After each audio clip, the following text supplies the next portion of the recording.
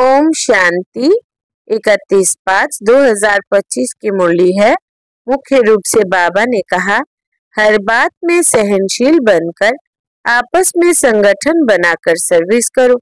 भाषण आदि के प्रोग्राम लेकर आओ। मनुष्यों को नींद से जगाने के लिए अनेक प्रबंध निकालेंगे। जो तकदीरवान बनने वाले हैं वो पढ़ाई भी रुचि से पढ़ेंगे। आगे कहा, समय निकाल एकांत में अपने आप से बातें कर अपने को उमंग में लाना है।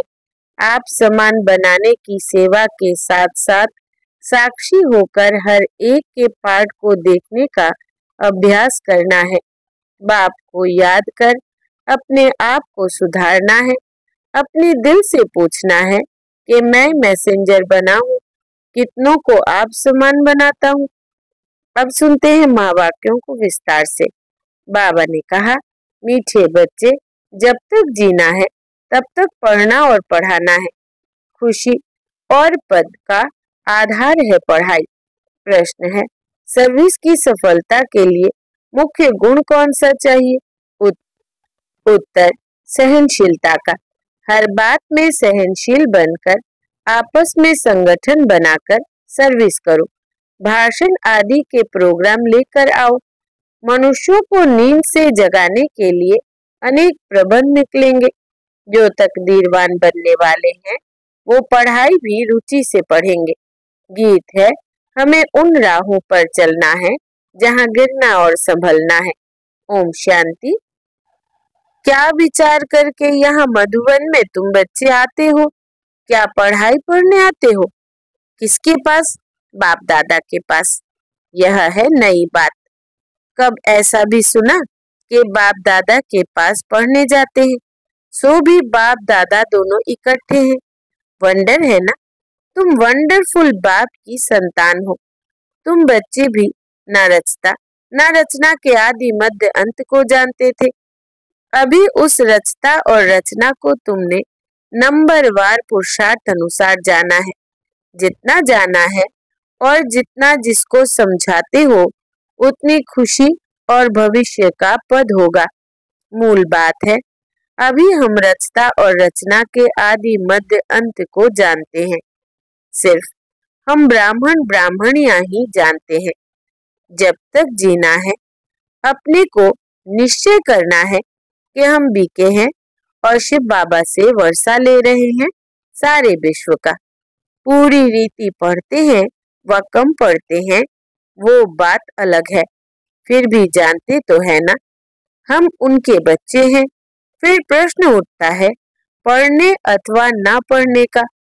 उस अनुसार ही पद मिलेगा। गोद में आया, निश्चय तो होगा हम राजाई के हकदार बने। फिर पढ़ाई में भी रात दिन का फर्क पड़ जाता है। कोई तो अच्छी रीति पढ़ते और पढ़ाते हैं और कुछ सूझता ही नहीं है। बस पढ़ना और पढ़ाना है, यह अंत तक चलना है। स्टूडेंट लाइफ में कोई अंत तक पढ़ाई नहीं चलती, समय होता है। तुमको तो जब तक जीना है पढ़ना और पढ़ाना है। अपने से पूछना है, कितने को बाप रचयिता का परिचय देते हैं? मनुष्य तो मनुष्य ही है। देखने में कोई फर्क नहीं पड़ता, शरीर में फर्क नहीं। यह अंदर बुद्धि में पढ़ाई गूंजती रहती है। जितना जो पढ़ेगा उतना उनको खुशी भी रहेगी। अंदर में यह रहता है कि हम नए विश्व का मालिक बनूंगा। अभी हम स्वर्ग द्वार जाते हैं। अपने दिल से सदैव पूछते रहो, हमारे में कितना फर्क है? बाप ने हमको अपना बनाया है, हम क्या से क्या बनते हैं। पढ़ाई पर ही मदार है। पढ़ाई से मनुष्य कितना ऊंच बनते हैं। वो तो सब अल्पकाल क्षणभंगुर के मर्तबे हैं। उनमें कुछ भी रखा नहीं है, जैसे कि कोई काम के नहीं, लक्षण कुछ भी नहीं थे। अब इस पढ़ाई से कितना ऊंच बनते हैं। सारा अटेंशन पढ़ाई पर देना है। जिसकी तकदीर में है उनकी दिल पढ़ाई में लगती है। औरों को भी पढ़ाई लिए भिन्न भिन्न रीति पुरुषार्थ कराते रहते हैं। दिल होती है इनको पढ़ाकर बैकुंठ का मालिक बनाए। मनुष्यों को नींद से जगाने के लिए कितना माथा मारते रहते हैं और मारते रहेंगे। यह प्रदर्शनी आदि तो कुछ नहीं, आगे चलकर और प्रबंध निकलेंगे समझाने लिए। अभी बाप पावन बना रहे हैं तो बाप की शिक्षा पर अटेंशन देना चाहिए। हर बात में सहनशील भी होना चाहिए।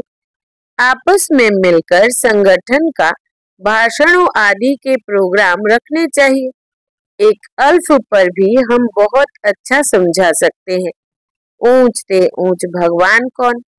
एक अल्फ पर तुम 2 घंटा भाषण कर सकते हो।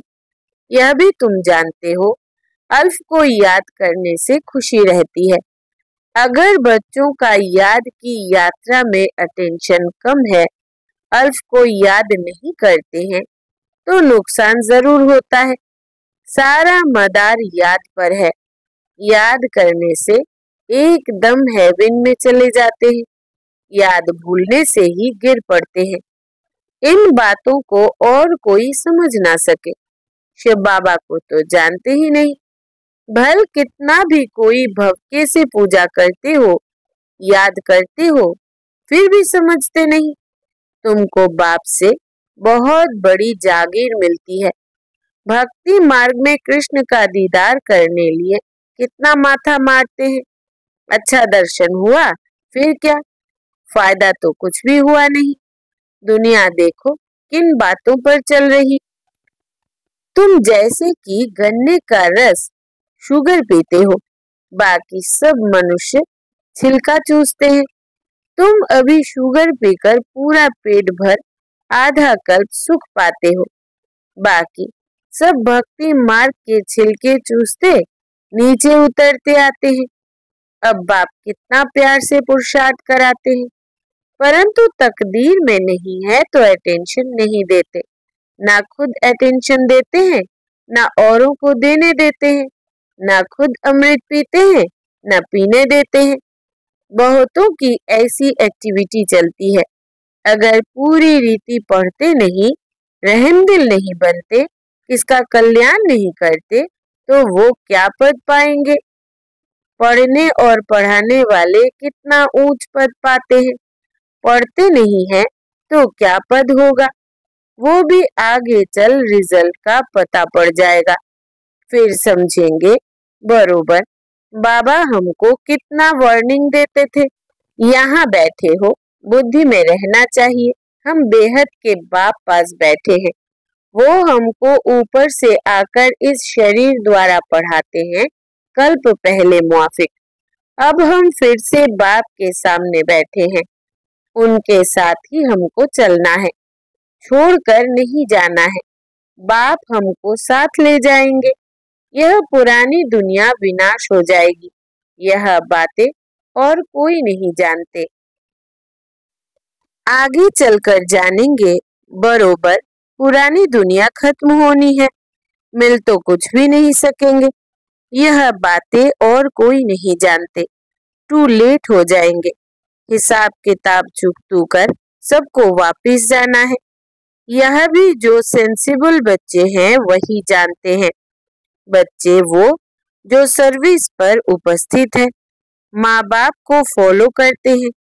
जैसे बाप रूहानी सेवा करते हैं, वैसे तुमको करनी है। कई बच्चे हैं जिनको यह धुन लगी रहती है, जिनकी बाबा महिमा करते हैं, उन जैसा बनना है। टीचर मिलती तो सबको है, यहाँ भी सब आते हैं। यहाँ तो बड़ा टीचर बैठा है, बाप को याद ही नहीं करते तो सुधरेंगे कैसे। नॉलेज तो बहुत सहज है, 84 जन्मों का चक्र है, कितना सहज, परंतु कितना माथा मारना पड़ता है। बाप कितनी सहज बात समझाते हैं। बाप को और 84 के चक्र को याद करो तो बेड़ा पार हो जाएगा। यह मैसेज सबको देना है। अपने दिल से पूछो, कहाँ तक मैसेंजर बना हूँ। जितना बहुतों को जगाएंगे उतना इनाम मिलेगा। अगर जगाता नहीं हूँ तो जरूर कहाँ सोया हुआ हूँ, फिर मुझे इतना ऊंच पद तो मिलेगा नहीं। बाबा रोज रोज कहते हैं शाम को अपना सारे दिन का पोता मेल निकालो। सर्विस पर भी रहना है। मूल बात है बाप का परिचय देना। बाप ने ही भारत को स्वर्ग बनाया था। अभी नरक है, फिर स्वर्ग होगा। चक्र तो फिरना है। तमो प्रधान से सतो प्रधान बनना है। बाप को याद करो तो विकार निकल जाएंगे। सतयुग में बहुत थोड़े होते हैं, फिर रावण राज्य में कितनी वृद्धि होती है। सतयुग में 9 लाख, फिर धीरे धीरे वृद्धि को पाएंगे। जो पहले पावन थे वही फिर पतित बनते हैं। सतयुग में देवताओं का पवित्र प्रवृत्ति मार्ग था, वही फिर अपवित्र प्रवृत्ति वाले बन पड़े हैं। ड्रामा अनुसार यह चक्र फिरना ही है। अब फिर तुम पवित्र प्रवृत्ति मार्ग के बन रहे हो। बाप ही आकर पवित्र बनाते हैं। कहते हैं मुझे याद करो तो विकर्म विनाश होंगे। तुम आधा कल पवित्र थे, फिर रावण राज्य में तुम पतित बने हो। यह भी तुम अभी समझते हो। हम भी बिल्कुल बर्थ नॉट ए पेनी थे। अभी कितनी नॉलेज मिली है जिससे हम क्या से क्या बनते हैं। बाकी जो भी इतने धर्म है यह खत्म हो जाने हैं। सब मरेंगे, ऐसे जैसे जानवर मरते हैं। जैसे बर्फ पड़ती है तो कितने जानवर पक्षी आदि मर जाते हैं। नेचुरल कैलेमिटीज भी आएंगी, यह सब खत्म हो जाएगा। यह सब मरे पड़े हैं। इन आंखों से जो तुम देखते हो वो फिर नहीं होगा। नई दुनिया में बिल्कुल ही थोड़े रहेंगे। यह ज्ञान तुम्हारी बुद्धि में है। ज्ञान का सागर बाप ही तुमको ज्ञान का वर्षा दे रहे हैं। तुम जानते हो सारी दुनिया में किचड़ा ही किचड़ा है। हम भी किचड़े में मैले पड़े थे। बाबा किचड़े से निकाल अब कितना गुलगुल बना रहे हैं। हम यह शरीर छोड़ेंगे, आत्मा पवित्र हो जाएगी। बाप सबको एक रस पढ़ाई पढ़ाते हैं, परंतु कईयों की बुद्धि बिल्कुल जड़ है, कुछ भी समझ नहीं सकते। यह भी ड्रामा में नोंद है। बाप कहते हैं इनकी तकदीर में नहीं है तो हम भी क्या कर सकते हैं। हम तो सबको एक रस पढ़ाते हैं, पढ़ते नंबरवार है। कोई अच्छी रीति समझकर और समझाते हैं। औरों का भी जीवन हीरे जैसा बनाते हैं। कोई तो बनाते ही नहीं। उल्टा अहंकार कितना है। जैसे साइंस वालों को माइंड का कितना घमंड है। दूर दूर आसमान को, समुद्र को देखने चाहते हैं। बाप कहते हैं इससे कोई फायदा ही नहीं। मुफ्त साइंस घमंडी अपना माथा खराब कर रहे हैं। बड़ी बड़ी पगार उन्हों को मिलती है, सब वेस्ट करते रहते हैं। ऐसे नहीं कि सोनी द्वारिका कोई नीचे से निकल आएगी। यह तो ड्रामा का चक्र है जो फिरता रहता है। फिर हम समय पर अपने महल जाकर बनाएंगे नई दुनिया में। कोई आश्चर्य खाते हैं, क्या ऐसे ही मकान फिर बनेंगे? जरूर बाप दिखाते हैं। तुम फिर ऐसे सोने के महल बनाएंगे। वहां तो सोना बहुत रहता है। अभी तक भी कोई कोई तरफ सोने की पहाड़ियां बहुत है, परंतु सोना निकाल नहीं सकते हैं। नई दुनिया में तो सोने की अथाह खानियां थी, वो खत्म हो गई। अभी हीरे का दाम भी देखो कितना है। आज इतना दाम, कल पत्थरों में सल हो जाएगा। बाप तुम बच्चों को बड़ी वंडरफुल बातें सुनाते हैं और साक्षात्कार भी कराते हैं। तुम बच्चों को अब बुद्धि में यही रहना है। हम आत्माओं को अपना घर छोड़े 5000 वर्ष हुए हैं, जिसको मुक्ति धाम कहते हैं। भक्ति मार्ग में मुक्ति के लिए कितना माथा मारते हैं, परंतु अभी तुम समझते हो सिवाय बाप के कोई मुक्ति दे नहीं सकते, साथ ले नहीं जा सकते। अभी तुम बच्चों की बुद्धि में नई दुनिया है, जानते हो यह चक्र फिरना है। तुमको और कोई बातों में जाना नहीं है, सिर्फ बाप को याद करना है। सबको यही कहते रहो, बाप को याद करो तो विकर्म विनाश होंगे। बाप ने तुमको स्वर्ग का मालिक बनाया था ना। तुम मेरी शिव जयंती भी मनाते हो। कितना वर्ष हुआ? 5000 वर्ष की बात है। तुम स्वर्गवासी बने थे, फिर 84 का चक्र लगाया। यह भी ड्रामा बना हुआ है। तुमको यह सृष्टि चक्र आकर समझाता हूँ। अभी तुम बच्चों को स्मृति आई है बहुत अच्छी तरह से। हम सबसे ऊंच पाठधारी है। हमारा पाठ बाबा के साथ है। हम बाबा की श्रीमत पर बाबा की याद में रहकर औरों को भी आप समान बनाते हैं। जो कल्प पहले थे वही बनेंगे। साक्षी होकर देखते रहेंगे और पुरुषार्थ भी कराते रहेंगे। सदा उमंग में रहने के लिए रोज एकांत में बैठकर अपने साथ बातें करो। बाकी थोड़ा समय इस अशांत दुनिया में है, फिर तो अशांति का नाम नहीं रहेगा। कोई मुख से कह न सके कि मन की शांति कैसे मिले। शांति के लिए तो जाते हैं, परंतु शांति का सागर तो एक बाप ही है। दूसरा कोई पास यह वस्तु है नहीं। वैसे तुम बच्चों की बुद्धि में गूंजना चाहिए, रचता और रचना को जानना यह है ज्ञान। वो शांति के लिए, वो सुख के लिए। सुख होता है धन से, धन नहीं तो मनुष्य काम का नहीं। धन के लिए मनुष्य कितना पाप करते हैं। बाप ने अथाह धन दिया है, स्वर्ग सोने का, नरक पत्थरों का। अच्छा, मीठे मीठे सिकिलदे बच्चों प्रति माता पिता बाप दादा का याद प्यार और गुड मॉर्निंग। रूहानी बाप की रूहानी बच्चों को नमस्ते। हम रूहानी बच्चों की रूहानी बाप दादा को याद प्यार, गुड मॉर्निंग और नमस्ते बाबा नमस्ते। धारणा के लिए मुख्य सार। पहला, समय निकाल एकांत में अपने आप से बातें कर अपने को उमंग में लाना है। आप समान बनाने की सेवा के साथ साथ साक्षी होकर हर एक के पाठ को देखने का अभ्यास करना है।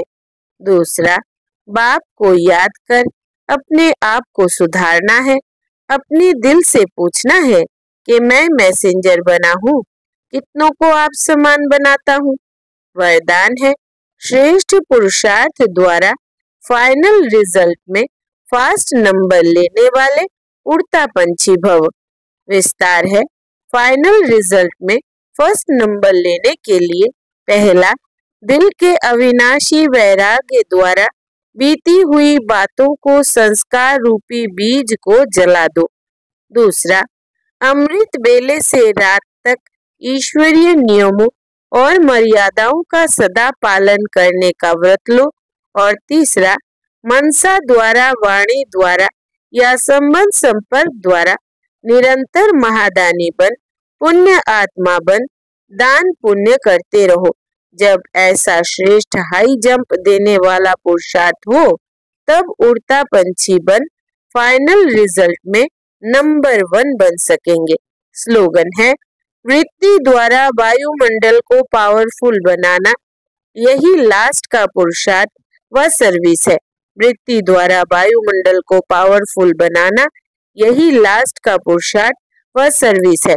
अव्यक्त इशारे, रूहानी रॉयल्टी और प्योरिटी की पर्सनालिटी धारण करो। विशेष आत्माओं व महान आत्माओं को देश की व विश्व की पर्सनालिटीज कहते हैं। पवित्रता की पर्सनालिटी अर्थात हर कर्म में महानता और विशेषता। रूहानी पर्सनालिटी वाली आत्माएं अपनी एनर्जी, समय, संकल्प वेस्ट नहीं गवाते, सफल करते हैं। ऐसी पर्सनालिटी वाले कभी भी छोटी छोटी बातों में अपने मन बुद्धि को बिजी नहीं रखते हैं। अच्छा, ओम शांति।